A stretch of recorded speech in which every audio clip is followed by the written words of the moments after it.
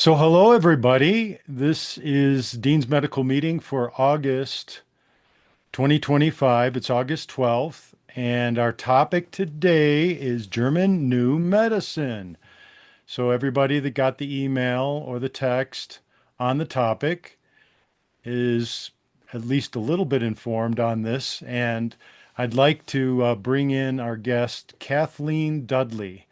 She has quite an extensive and impressive background, and we have had some really nice conversations. And I'd like to literally pick her brain about some of the foundation of this. It's a it's a very unique perspective on medicine. I'm learning to appreciate it more and more, and get her take on what's going on with it currently, what happened in the past that made it what it is today, essentially. And without further ado, I'd like to bring in Kathleen. Hello and greetings. Well, hello, Dean. Nice to be on your program, and thank you very much. And good morning. Thank you. Most of everybody that's in the group has a medical practice, or they're all affiliated in some way medically. And we have three main areas of interest. We have to make sure that we meet these requirements, which is number one, you have an open mind. Because if you don't have an open mind, you don't belong here.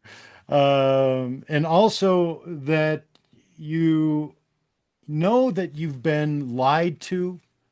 We all have that, we go through med school or we go through our training, and we realize when we get into practice more so that we learn more in practice than we do in med school. And that we've been lied to about how our indoctrination, came to us, and we have to deprogram that and then reprogram it and use the good stuff and kick out the stuff that isn't useful. And then the third one is, and I want this to be, it's all a very personal thing, but we want to make the healing art better. We're here to improve that whole perspective. And we come from multiple disciplines, be it obstetrics or parasitology or lab work. I mean, we all have our own lane. But what you have to offer is a very unique thing, I feel. And I'd like you to jump off into how you got started in this, and then tell us just literally what German New Medicine is and what it's about. Okay, well, thank you, Dean. It's exciting to be here and especially sharing something just as profound as the works of Dr. Rike Gerd Hammer. Um, I came to this through my own healing crisis. And what I seem to find with almost everyone who has taken a, a sharp turn to the right or left, whatever, off the path, has had their own experience, some form of healing crisis, some form of an aha that opened their eyes to what the path that they were on not serving them any longer. And in 2017, I I went into my own healing process knowing that I was not going to use the allopathic method because it was going to result in multiple surgeries and chemotherapy and all of the toxic and invasive methods that they apply. And I had long been on my own journey in holistic healing and health. And I was there at that time. And before I even knew what German New Medicine was, I discovered the principles of it because they're ancestral.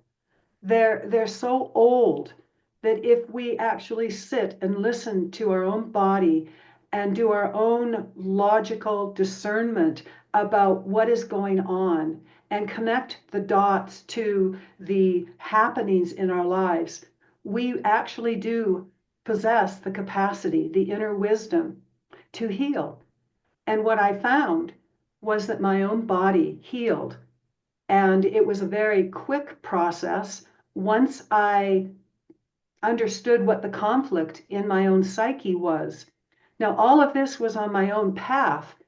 And it wasn't until 2020 that I was contacted by someone in Spain who then had a German new medicine practitioner from the US contact me.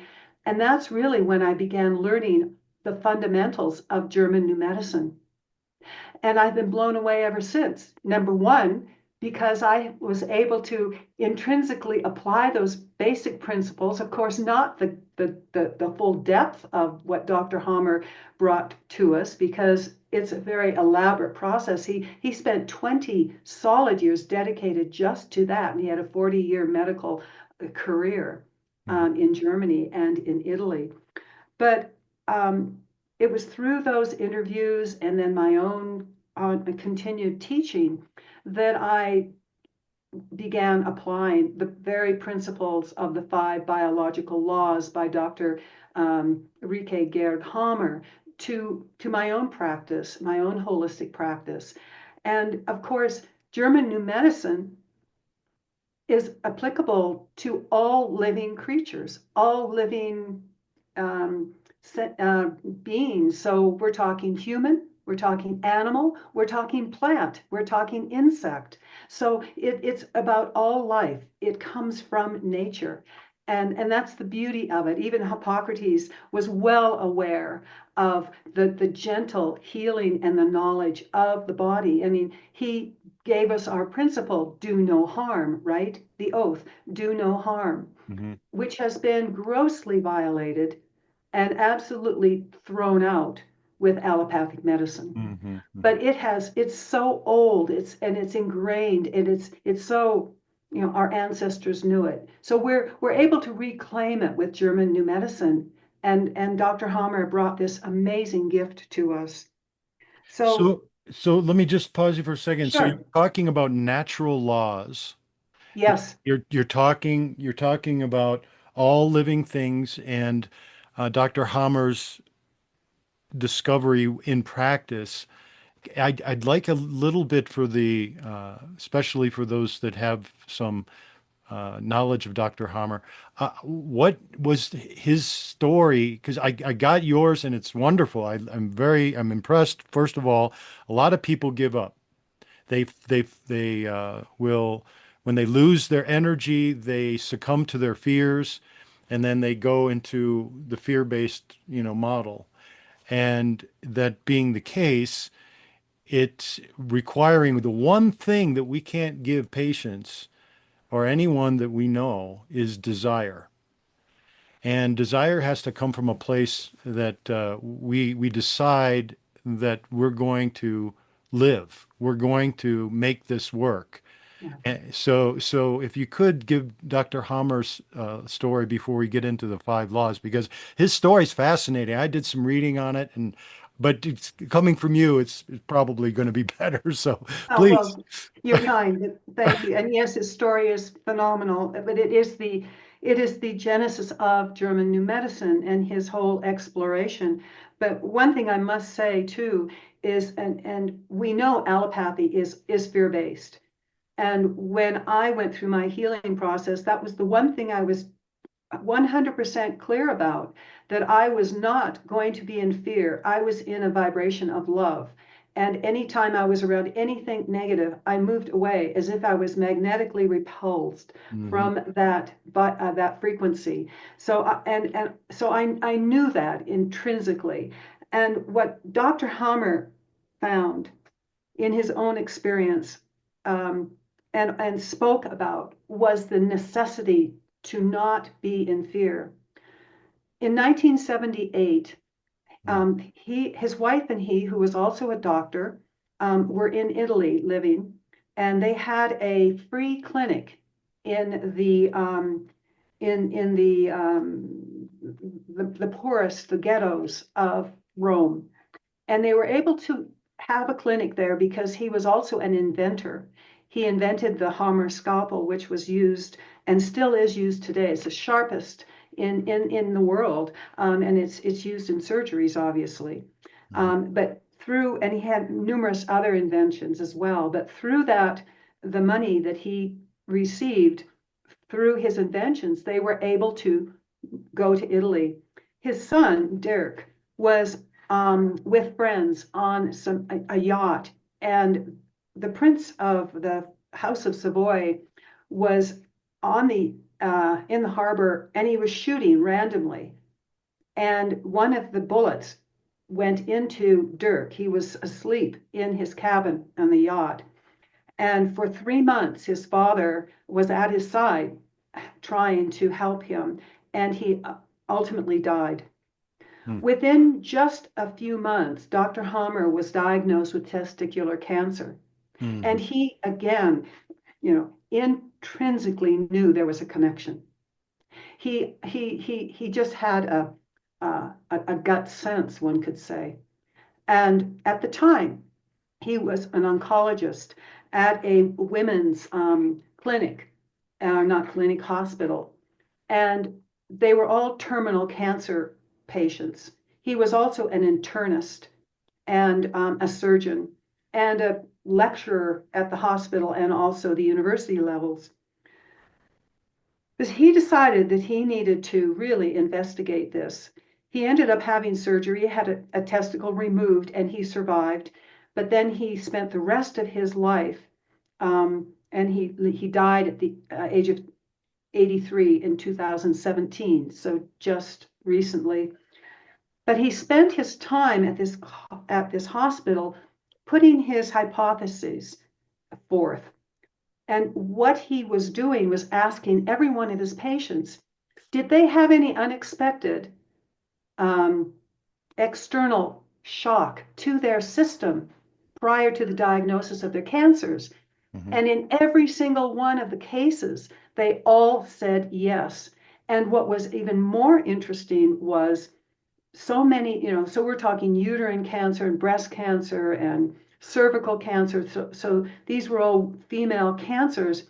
And that he was a specialist in terms of internist.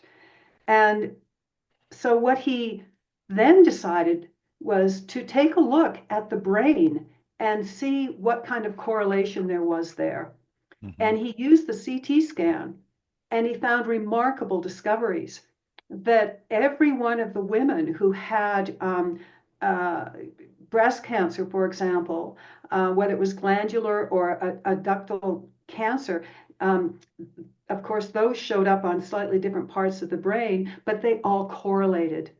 And then he saw the same thing with uterine cancer, that showed up in a very specific part of the brain as well. And it was different from where the breast cancer showed up.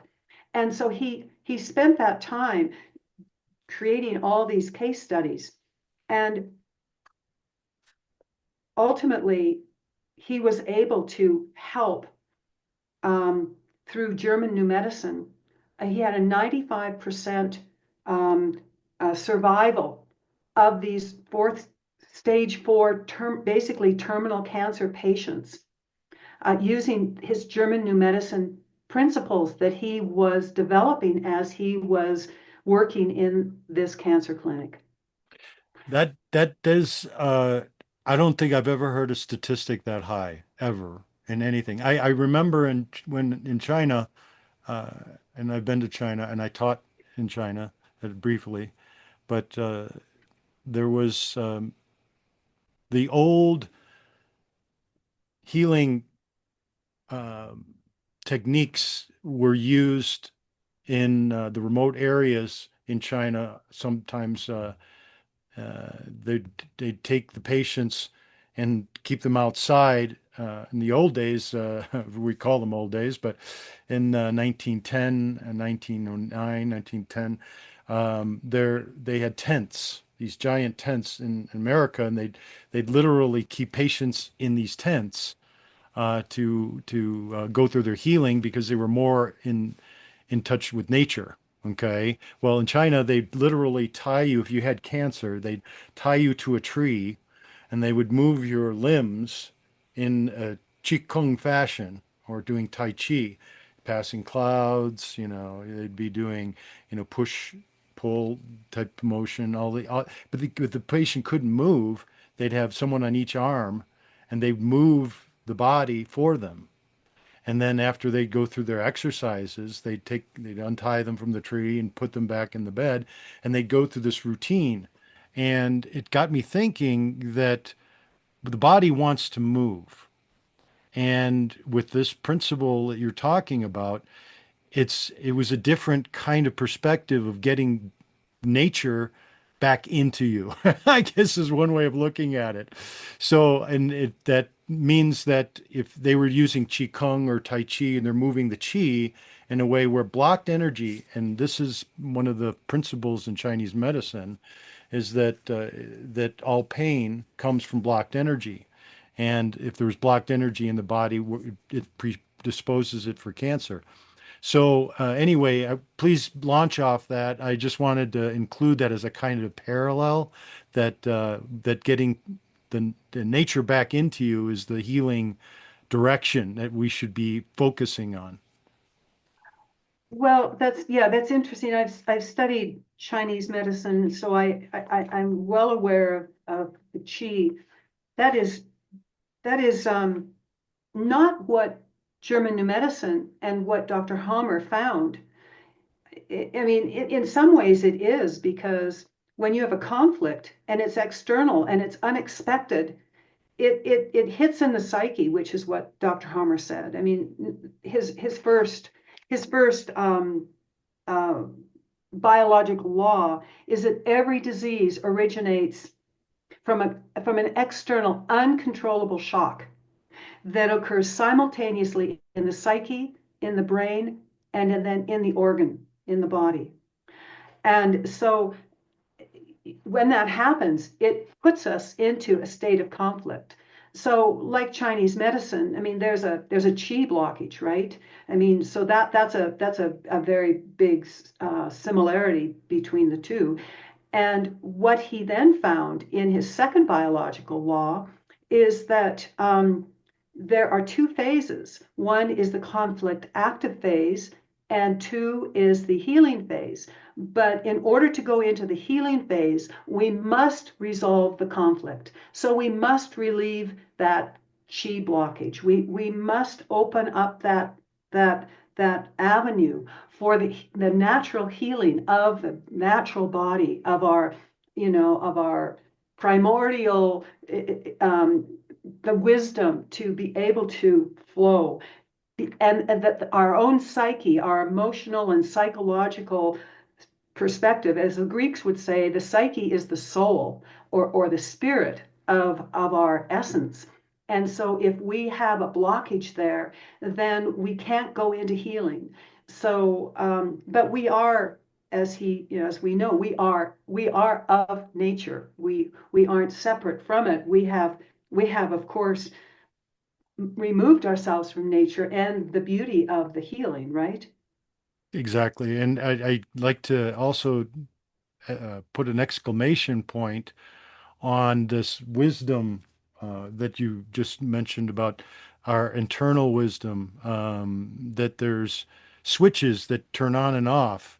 When you mentioned that there's a trauma or shock, this shock to the system disables, or in the case of it becoming a dis-ease first before it becomes a disease, that it shuts off the body's mechanism to communicate. And when your psyche is affected in this way, where this overcoming the shock and you're saying this conflict to enter the healing phase, there must be a process that he identified that gets you to the point of the healing phase. And I was going to ask you how that's done.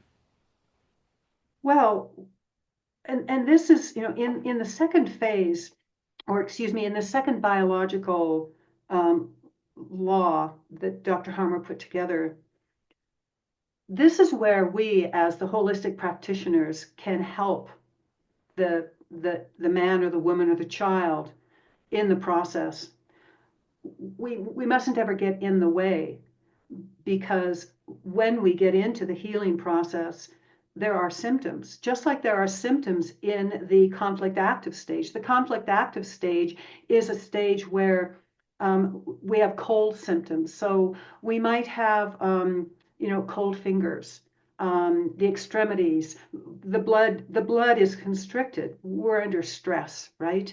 Because of that conflict, because of that external unexpected shock where took us completely off guard. It might not have had anything to do with what we did. We just happened to be there and receive that shock. Mhm. Um, and so we might not be able to sleep well at night. But as Dr. Homer said, not being able to sleep when you're in the conflict active stage is the body's capacity to actually help us further along to get into the healing phase. Because what do we do at a time when we're awake and we can't sleep and we have just had a shock? We think, we process, Mhm. we go inside, we analyze what is going on. It's the opportunity to become aware of what preceded this um, this moment, what the shock was, what that shock means to us. So, oh, go ahead. Yeah, so does this align with healing working in reverse? So Say, does this conflict active phase, does this uh is this him saying in another way that healing works in reverse?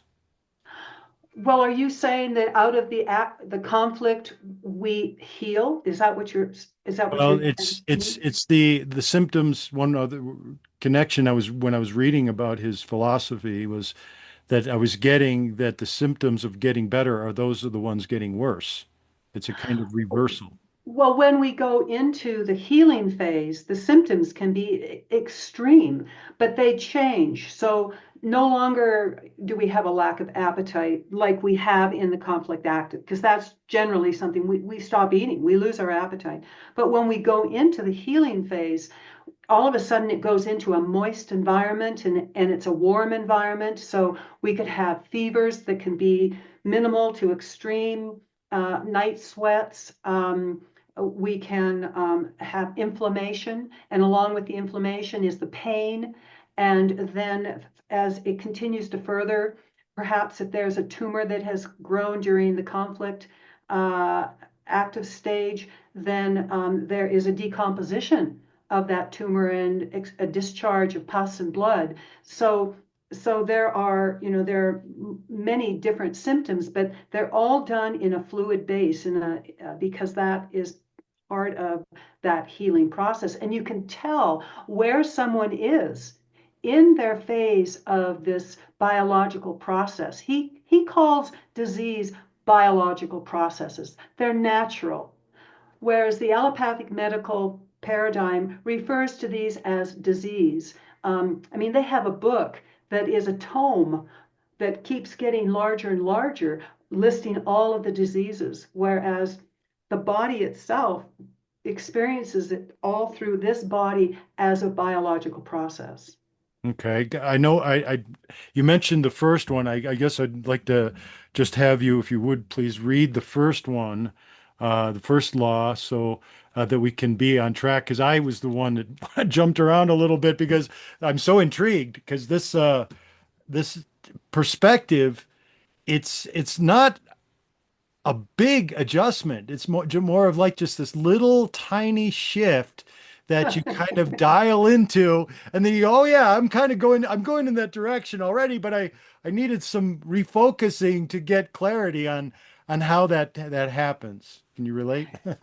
I know exactly what you mean, and it's a small shift, but in some ways it's gargantuan, because it breaks down all of the old paradigm. In other words, and I'll get to the first biological law, but in other words, what Dr. Hammer found out is there's nothing invading us from the outside. This is all going on in the psyche, and it correlates to the brain, to the body simultaneously. So that is a very subjective and very personal experience, but everything alive experiences it. Animal, as I said, plant, human. So the Yeah. first Yeah, so thank you for clarifying that. I didn't really quite understand the initial meaning until I realized that I was already going in that direction, you know. So There's a lot of ahas all along the way. I keep finding them and I'm blown away by it. And I thought I kind of understood the premise, and then I just keep having more doors open. So it's a fabulous journey, but as a holistic practitioner, you're already on the journey. It just is saying, make a correction here, go 2 degrees this way or 5 degrees or whatever. So the first yeah. biological law is every disease originates from an unexpected external shock that we all have in our lives that occurs simultaneously in the psyche, which is in our spirit, our soul, and at the same time in the brain, and then in the organs, so in the physical body. So it's happening. So Dr. Hammer says there's really no difference between the three, the psyche, the brain, and the body. I mean, we have a brain in each organ, we have a brain in each cell, Mm, but he doesn't, he's differentiating these at this moment. But it is the critical thing is that shock.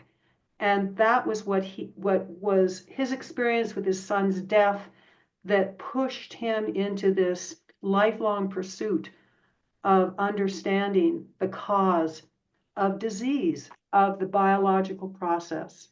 mhm, Because the biggest lie that we have been fed is that all of this is coming from the exterior in terms of invading germs, invading viruses, that there's something wrong with the terrain. The terrain theory and the germ theory are just two theories that have been given to us, just like gladiators were given the Colosseum with the lions and the people fighting for their lives. It was a distraction. It's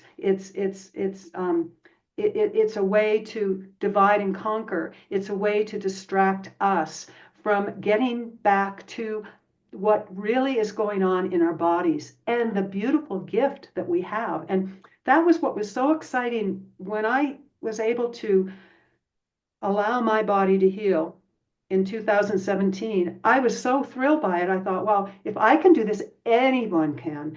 And then when I discovered German New Medicine 3 years after that, I thought, wow, Dr. Hammer put this whole system together. And on his website, it is all free, but it is the only website that you'll find online that is authentic. All the others are basically um, um, they're derivatives, and they're not true. They're not real. They have been used and abused. Dr. Hammer's knowledge and information is all for free for all of us. And you got I'm going to be sending the recording so everybody gets the website, the right one, because you and I had this discussion, I think it was yesterday, about how the the plagiarism of his work Yes. has been just rampant. And they'll even put their pictures on. Look at you said that, I'm like, oh gosh, okay, photoshopped, make it look like there's some authenticity to it. Well, this is a very good point, and I'd like to just add a little bit to this, in that the healing is about becoming aware and conscious. And so when you're in that place of knowing how, well, there's a consciousness in each organ, right? The spleen has this function, the lung has this function, the kidneys do this, and so on. So that is broken down in my particular art in Chinese medicine, is they have an emotion that's associated with each organ. Okay. Now, most all of us are pretty well aware that emotions are directly affecting our body. And I would call emotions feelings in motion. And that means that if the psyche is, involved with a stressful situation and it's flexibly adapting to the situation, it's not going to have the impact that will cause the body to shut down. All right. Or to have this shock cause it to be defenseless. So what he's talking about, and I appreciate the fact that this was one, he discovered this in himself first through his realization that he was holding on to something that was deeply impacting him to the point to where he didn't know how to respond. But the more capable you become, the more able you to adjust, the higher you go, the more subtle these energies, I've learned, become. In other words, you get more in tune to like the environmental changes and people around you. And if they're, invading your space, or if you need to separate yourself, or if it's making it even better by being together. So I didn't know if that was part of one of the other three, but I did see a correlation to what you were saying in relationship to that. So could you comment a little bit on that, please? Um, well, I'm not sure that I completely grasped what you were saying. I was listening to certain parts, and what Dr. Hammer, you're saying that the energies can Well, become there's more an organ, defined, each organ has its own uh, emotional function. response. And Yes, yeah. Dr. Hammer found that each disease um, is actually related to the embryo's development. So within the first 11 days of development, there are there are three different types of cell layers that develop, and so each one of the diseases has a correlation to that specific um, uh, cell, and you can also tell then what. So in saying that, not only is there an identification of the embryonic cellular tissue, but also each one of those diseases has its own emotional conflict that is driving it. So, for example, um, lung cancer is a death fright conflict. And it's not too surprising that lung cancer is the number one cancer that people contract Mm. or are diagnosed with and die. And so, just a very interesting example of that. So, let's say you go in and you are diagnosed with prostate cancer, and you were told that it is, it's terminal. You waited too long. Mhm. The cancer growth was too advanced. What that tells us is that you're already in the healing phase, and that tumor is growing, and the body is developing a tumor for its own survival.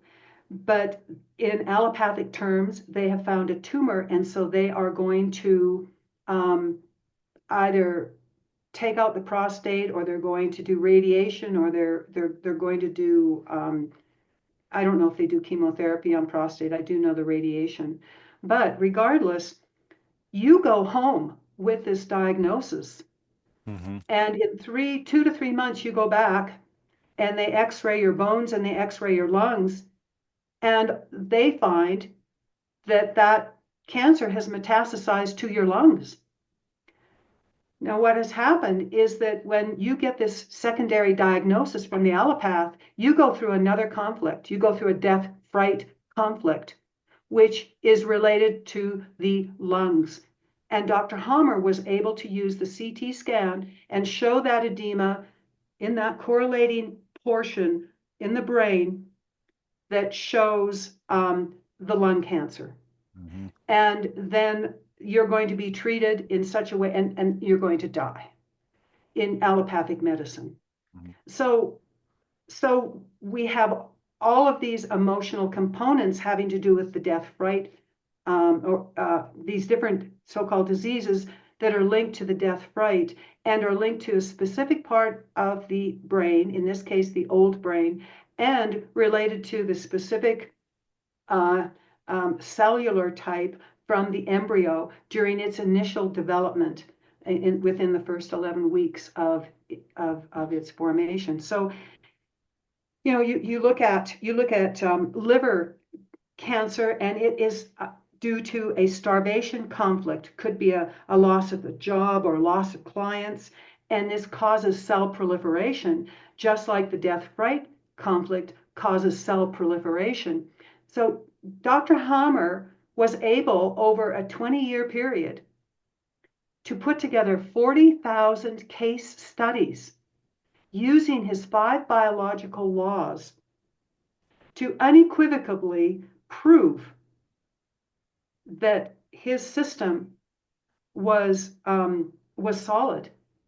Now, in 1981, I believe it was, he presented his postdoctoral thesis to the university in Germany because he wanted this information out there. I mean, he had seen that chemotherapy was killing unnecessarily, that cancer is not a death sentence. He found that if you resolve the conflict and then you allow the healing phase to take place, your body is going to wondrously move you through healing, not without pain. If you have breast cancer and you have a tumor in your breast and it erupts and goes through the tissue wall, that's painful, but you're going to survive. It's not a vital organ, for example. Mm-hmm. So he brought this forward, and none of his colleagues over his entire lifetime were able to disprove his hypotheses, his 5 biological laws. But on the university level, they refused. They refused to hear his thesis. And you know why? Why would an allopathic university, medical university, refuse such a wondrous set of case studies? If you think of, from he calculated from 1980 to 2005, 2 billion people died from chemotherapy. Do you know how many knee and hip replacements, at what cost, are done around the world needlessly? Yeah. Again, I don't know the the statistic, but yeah, I get you. yeah. So he was going to shatter the entire allopathic paradigm that John D. Rockefeller put together in 1901, right? Mm-hmm. Mm-hmm. So basically, 3 years later, they removed his medical license from him. This esteemed physician, 3 PhDs, and a doctor of theology. He was then put in prison after he exiled to Spain, and spent 18 months in prison, and then 7 years later was imprisoned again, this time in France. So they wanted to silence him. And if you look at how many of us know about German New Medicine, they did a really good job. Mm-hmm. This is something that we don't have to cut, we don't have to poison, we don't have to put people into fear. This is all about empowerment. And his website is so elaborate. I mean, you can go to any organ, you can go to any disease, and you can follow the German New Medicine principles all the way through to the end. And as holistic practitioners, in the healing phase, we can aid that man, woman, or child through that process so that emotionally they don't go into fear. We can help them understand that the symptoms that they are experiencing, whether it's in the warm phase or the cold phase, that they're healing symptoms, and that they don't have to come out of it without a hip, without a testicle, without a breast. The mastectomies are absolute horrors that are completely unnecessary, because again, that tissue that is infected during that breast cancer is not malignant. It doesn't have to be removed, and it is part of the body's natural healing.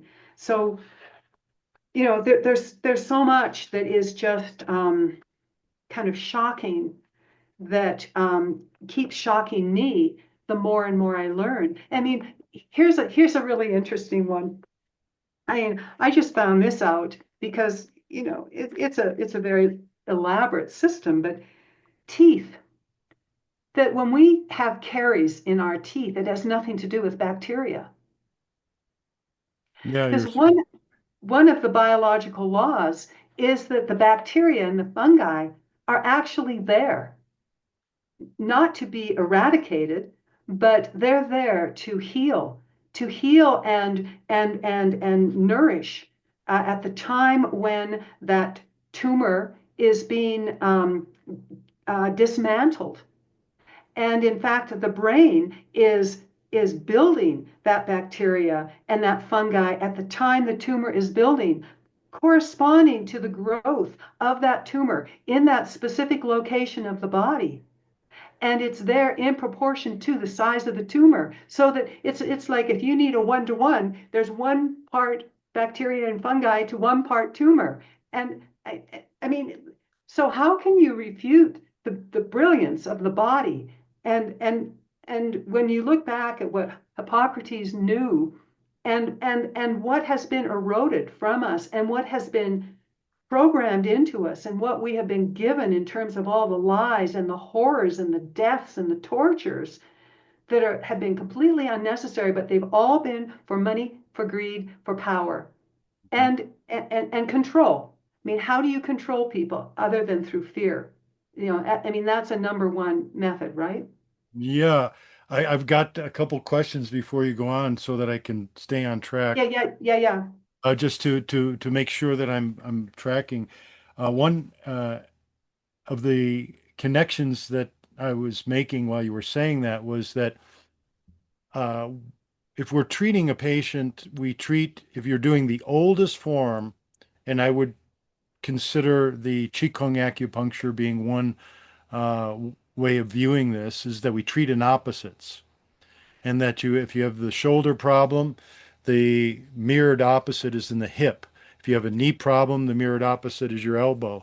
And what you were pointing out with 1 part tumor, 1 part fungus, that the body is responding to the malady or the problem with it there being an opposite response to engage in the healing process, which is obviously antithetical to anything allopathic because it's the we have to kill, kill, kill. That's the whole mindset, you know. I mean, we have to kill bacteria. We have to give you antibiotics, which actually means anti-life, you know, and so on. I mean, we can go on with all the kill, kill methods, chemotherapy, of course. So when you said that, there would be the how we apply this opposite theory, if you were to think of it that way, and allowing how the body is allowed to recognize where the shock comes from. And so okay, so there's 3 things. Number one, there's a consciousness in every organ. There's a consciousness in our whole body that keeps it together, right? For example, joy in the heart in Chinese medicine is the energy that follows that. So whatever the shock is, and heart disease is so prevalent in our culture. I mean, it's over the top. The lack of joy, the lack of fulfillment, the lack of harmony, right? That's an or it's just the organ, and I'd have to look at your website to get all of this in terms of where the heart fits into this. But when you were saying that, that gives me because the heart controls all the organs, right? The liver, the lungs, the kidneys, all of the organs. In other words, it keeps them harmonized. So in his view, and just so that I understand, is that the physical response to in this case, the tumor, is that what we perceive as being fungus is if there's got to be some kind of body response to the shock. right, to the cause of the disease, or the imbalance. So to put it in balance, the bacteria or the fungus is a byproduct of that response. Can you just give me a little bit more on how that is taken further along the healing process? Does the fungus finally die off, or does it eat away at the cancer cells, or does it happen simultaneously? What was his perspective on how the healing process works when the body makes that recognition? Well, when there's a tumor that is, we're in the healing process now. Hmm. And this isn't whether this parallels Chinese medical theory and it, directly. It may You know, not. It may not. It may be it completely separate, but I'd yeah, like to get your take on. yeah, it doesn't completely, because there's really no such thing as an opposite having to do with German new medicine. It is a very, very old process that the body intuitively knows what to do to heal, and we have gotten in its way. We have been programmed. So it's not even that. So leaving it that. But when a tumor occurs and it's in the healing phase, part of the healing is for that tumor to be broken down by the fungus and by the bacterium. So that is the methodology that the body innately knows, the brain knows to to build that bacteria at the time of that tumor beginning. I mean, the whole system is working synchronistically, um, and it's not. There's nothing about opposites in it. It's a system. You can work forwards and you can work backwards with this. So when you have the symptoms, you can look at the symptoms, and you can determine where in this process or what kind of disease it is. That's the beauty of it, and it's all kind of so-called watertight, and that's what Dr. Hammer has presented with his work. Okay. So the so when the tumor is broken down, for example, if it is in the breast, let's say it's in the breast, and it is in the ducts, or in the glands rather, um, then that tumor is going to quite literally break through the skin. It's Hmm. going to burst through the wall of the skin, and it is going to expel the pus and the blood and all the other stuff in and everything will come out. And so you have to be very well aware of what this is going to do, because so many people would freak out and they would go running to their allopathic doctor, right? But this is the body's natural way of healing. And then all the tissue, that big hole, all of that just builds back. So it's With the path of healing that we're perceiving as scary, you know, and shuts us down. Uh, it it's an interesting thing in that I'm using some vocabulary when I mention the opposite, and that it's good that we're bringing this up because we have to be careful with semantics, and that when we describe something, that because just as a little bit of a backup here, when you mentioned there was this thought that came to my mind back in like in the 90s, where we were given instruction that if you leave it alone 80% of the time, it's going to heal on its own. And 20% of the time, you have to intervene. And we keep coming up with this statistic, 80-20. It's kind of funny that way. But when you mentioned this, about the if a breast cancer is happening and it's uh, expressing itself, uh, is it 80% of the time we leave it alone and let it finish its expression? Is that 100% of the time you leave it alone. 100% of the time? That's Now, kind of what I now was getting at. that's German new medicine. Now there are times when we don't have the bacteria and the fungi because we've been on so many courses of antibiotic. And so what happens is Oh, okay. So it's that tumor basically encapsulates and stays there. right, And right. when you go for, like, as a woman, you go for a mammogram, they say, oh, you've got a breast cancer tumor. But it's been there, 5, 10, 15, 30 years, and then they want to do chemotherapy, and they want to do radiation, and surgery, whatever they want to do. So, but 70%, Dr. Hammer said, of the diseases are secondary treatments by the allopaths, because what they do is someone goes to them because they have a symptom. The symptom is in the healing phase, when we as holistic practitioners could be there saying, here, let's help mitigate some of the pain, but let's not stop any of these symptoms. Mhm. I just want to help you along here. Um, and they start medicating and doing surgeries, and Dr. Hummer says 90% of the biological processes can heal completely on their own. Yeah, it's a little So higher percentage than the 80/20, but I'm right it, there. I got you. exactly. I mean, that's the magnificence again of it. We have been turned into chickens. We have been turned into Yeah, spineless cowards intentionally, because that way we can be controlled. it And the body's magnificence. And, Dr. Hammer lived, from the time his son died, his life was, he was harassed. He was harassed the entire time, imprisoned twice. I mean, he was a hero. I mean, I could look at it from the standpoint I've been he's there, a hero.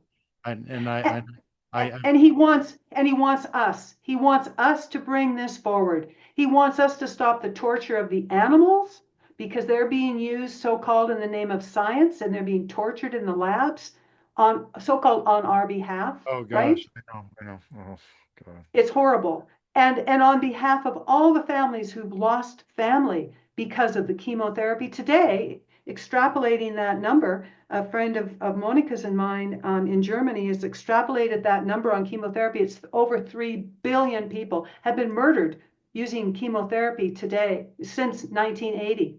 So we have to reclaim our power. And so there's two things. One, we find out about our own empowerment. Uh, we must we must learn about whom we are. By knowing who we are, by exploring our psyche, by exploring our inner world, we then can connect in a very spiritual level to ourselves, to nature, to the creator. Hmm. That is our empowerment. That's what Dr. Hammer was saying. This medicine, this process, this biological process of healing, of health and healing, is our opportunity to become so great, to become empowered as men and women. And that is what has been taken from us. So now here we have it, and we have just a tremendous gift to bring humanity. Well, you just mentioned with the tumors, the third biological law. Can we Yeah. over that read that, please? I want to make sure that that's made succinct. So please cover that. Okay, so the ontogenetic system of tumors includes cancer and equivalent diseases, and it shows that the location in the brain, as well as the cell proliferation or the cell loss following a conflict shock, is not accidental, but is part of a meaningful biological system inherent in every living organism.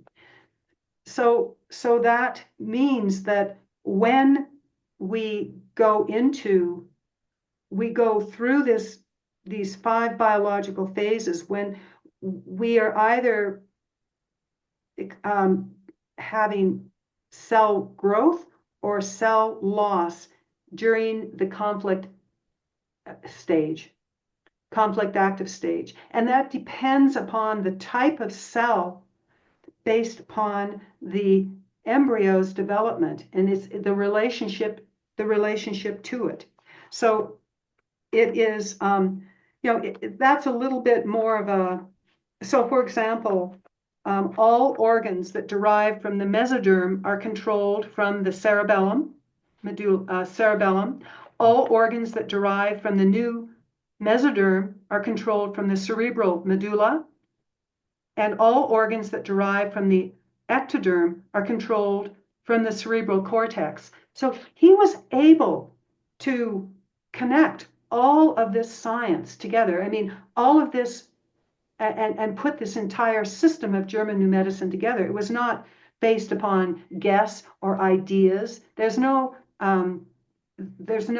guesswork in any of it. So this is just so that I understand, is that information also on the website, that free info? Yes, yes. Okay, and So how, okay, sorry, I just want to make sure go I, ahead. so the areas of the brain that are determining how the development of our cells are directed, or how the formation occurs. This he breaks that down in terms of how we overcome the weak links, you could say, or the our weakest link to our being susceptible to conditions that are like cancer, or are like arthritis, or like lung diseases, or whatever. I mean, is that what he talks about? Not really. He's just saying that you can correlate the disease and you can see what the cellular makeup is, and you can locate it, therefore, in what the corresponding part of the brain. But what he's saying is that in the first biological law, how we manifest the conflict is completely subjective.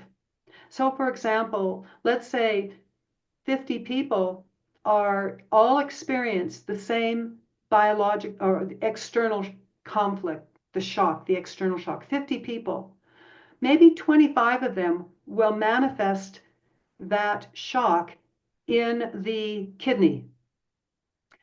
And then the 25 others will manifest them in different organs. What he's saying is that based upon who you are, Dean, the cultural influences, how you were raised by your parents, and your entire thought process, and how everything goes through your psyche. Mhm. That is going to determine how you respond to a specific external shock. Yeah, the How I programming. respond. Yeah, yeah. Just to just condense it a little bit, the programming that we were brought up with is determining our response to the outer world. From Well, it's I mean, it depends on what you mean by the word programming. There's a certain spirit within you. Your psyche, your spirit, your soul is unique, as is mine. So that is playing a part of this. It's more than just environmental exposure, for example, and cultural exposure. So it's the whole mix.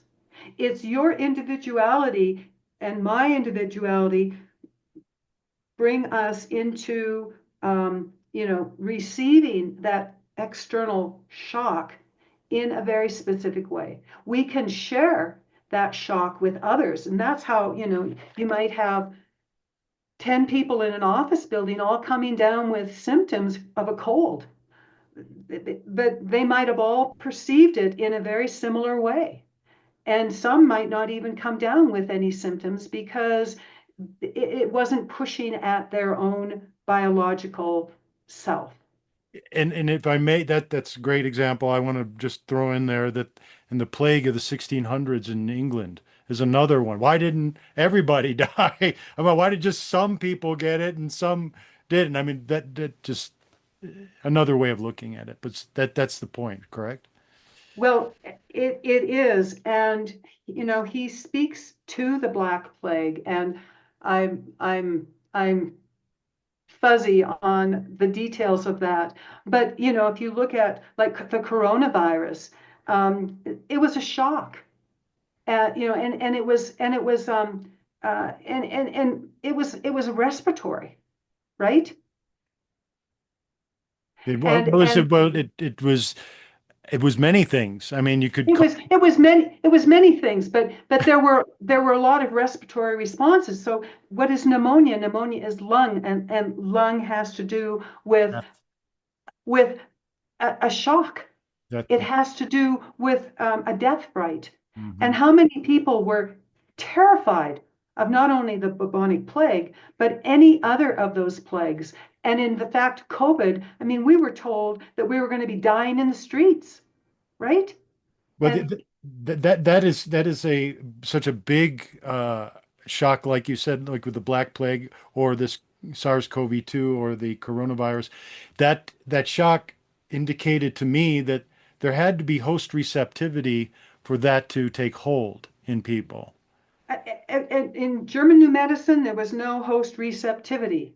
In German New Medicine, it came as an uncontrollable external shock, and that registered as a conflict in the psyche, in the brain, and the brain situated it based upon the subjectivity, the individuality of that man or woman or child in the organ. Mhm. And many people, were treated for pneumonia. I mean, there were other symptoms as well, but they were treated for pneumonia, and they were treated based upon the symptomology. And you know, That so the conflict itself is what determines the situating of that biological process in the physical body as a threesome, the psyche, the brain, and the body. And so there's nothing external, nothing. And cancer itself is, it's nothing to be afraid of, and you don't have to die from it unless you go to an allopath who treats it conventionally. I mean, Dr. Hammer was told that unless he recanted his theory and began using conventional methods for treating cancer, he was going to be stripped of his license. I've been there. We were in the ozone clinic doing ozone, and we had the same, I mean, same scenario. I mean, Yeah, and Dr. Rathna Alwa, who I worked for at the time, this was in Lake Geneva, Wisconsin, had that exact same thing. We'll take your license if you don't. Uh, I it's the mean, big threat. they were threatened. Yeah, exactly. I've been there. Well, I watched that documentary, and it was very well done. I felt, I knew their tactics, obviously. And when Dr. Hammer, the year that he died, he was expecting to get his medical license back, and they refused him. And shortly after, he had a stroke, and Oh, he it's died. trauma. Yeah, I get it. And these are we're targeted individuals. I had to leave an area where I was threatened. So I get it. And the courageous, and I want to compliment you on being able to sort through all of the confusion that most people have encountered without addressing it on their own personal level, that they haven't truly been able to grasp, like with Dr. Hammer's conflict, he was able to make so much of it. Was like you make one discovery and the next one and the next one and the next one. You just the snowball effect. You just Yeah. keep making these realizations, and it's this epiphany, after epiphany, which kind of dovetails into my work with the evolving the species work. But it's beautiful that there has been an overcoming of such immense obstacles. And so I want to encourage your work. We're at the end of our time, but I think we just, if we have enough time to just read the fourth and fifth biological laws for the group, and then I'll get your information so that we can I'd like to consider this as doing it as a part two, because what I'd like is questions that are specifically driven to or are directed towards application in their practice. Homeopathy, or Yeah. in my world, the Oriental medicine, naturopaths, doing detoxification programs. I know you call yourself a reflexologist, but that's just a small sliver of what we're talking about here. But if does that sound reasonable to you, Kathleen? Yeah, I would love it, and thank you. Yes, well, it's really quite humbling to have something as ancient and as beautiful of a methodology, and to be able to be at the feet of Dr. Hammer, who really sacrificed his life for us to Mhm. bring this forward. But yes, Thank, so thank, thank you for clarifying that, because if we don't continue this, I hate to have things start, people start things they can't finish. let's take this forward. Let's You know, let's make this the starting point, and I thank Monica Schaefer for opening the conversation up to German New Medicine on her radio show, yeah, and beautiful. because it was through that you contacted me, and so we need, for humanity's sake, for the sake of our animals, and for the sake of nature. We need to bring this forward and expose the lie. And we have to do this in a way you know, that is successful this time. This old paradigm of murder and slash and poison must go. We just cannot endure one more loss. And we have such a role to play because we've already stepped out of that. And, this is something that we can do. I'm impressed. I'm looking at it more, so I need some tutelage in this area, just as someone who's been doing this 40 years. I mean, this is nothing I've seen everything. I mean, you could imagine, but we're going in a new direction, and we have been Yeah. for some time. So, just for the fourth biological law and fifth one, please just read that so we can launch off on that next visit.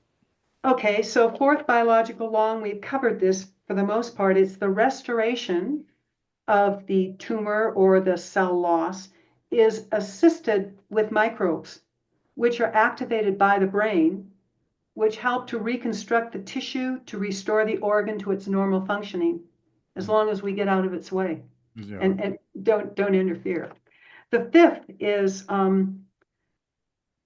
every so-called disease is part of a significant biological special program that is created to assist an organism during unexpected distress. So it's going back and reflecting back at the first biological um, law. So what he is saying is that this process is what we go through with every single disease. And again, as I reiterate, he was able over 20 years to show with 40,000 case studies, applying the 5 biological laws to each one, that it was irrefutable. Hmm. And and no one else has ever presented such a hypothesis or proven it scientifically. It's ironclad science. The word science has been bantied around so much, but Dr. Hammer on his website shows the photos of the CT scans that he used and the correlation of the edema, the correlation of the lesion. I mean, it is so clear. This is truth. Dr. Hammer brought us truth. He brought from the old days, from the primordial connection of life to today, proving through his CT scans and elaborating the system that we all can access, that this is truth. When you have truth, you can always heal. you can always have a quality life. Beautiful. What a great conclusion. Yeah. And with this Thank you. comment you made with the science being bantied around, I wrote that down because I've had that perspective that science has been religion, and it's science is used to measure things. Okay, that's what it's good for.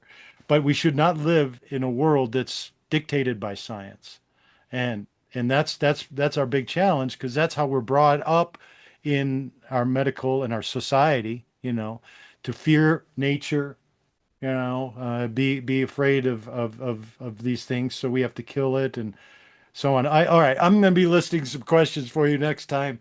Thank you, Kathleen. It's been great. I'll Thank be you. concluding, and just to give out your information, I'll include it in the email. But could you just say it verbally for everyone?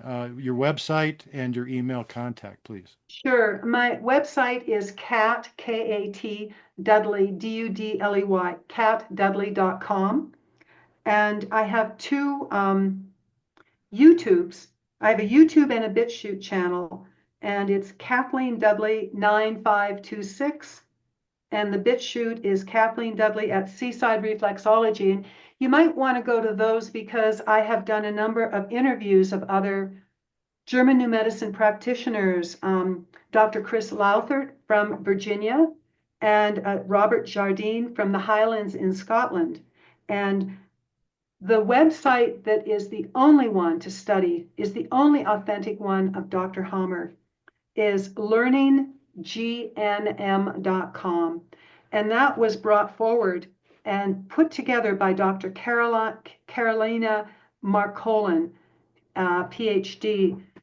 She's the president of the German New Medicine Association, and her affiliation with Dr. Hammer put her in such standing that he gave her his English translation to all of his charts, all of his work. Mhm. So this is the place to go, and this is where we stand in truth.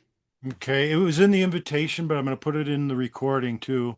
So again, thank you. I'm going to bid you You're welcome. adieu, but not goodbye. I'll be seeing you next time, and I'll get a couple dates that if it will work out for you in September, so we can do a part two to this. Uh, Sounds great. so, Thank you, Dean. it was a lot of fun. So thank you now, and I'm signing off. Take care. Okay.